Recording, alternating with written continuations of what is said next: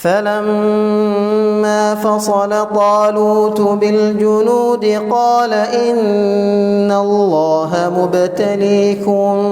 بنهر فمن شرب منه فليس مني ومن لم يطعمه فإنه مني إلا من اغترف غرفة بيده فشربوا منه إلا قليلا منهم فلما جاوزه هو والذين آمنوا معه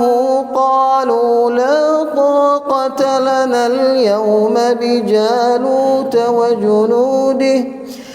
قال الذين يظنون أنهم ملاقو الله كم من فئة قليلة غلبت فئة كثيرة بإذن الله والله مع الصابرين ولما برزوا لجالوت وجنوده قالوا ربنا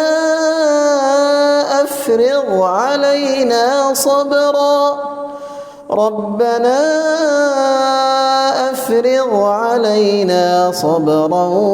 وثبت أقدامنا وانصرنا على القوم الكافرين فهزموهم بإذن الله وقتل داود جالوت وآتاه الله الملك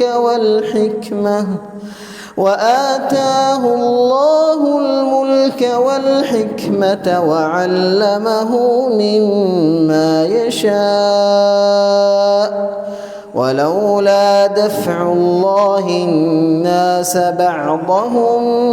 ببعض لفسدت الأرض ولكن الله ذو فضل على العالمين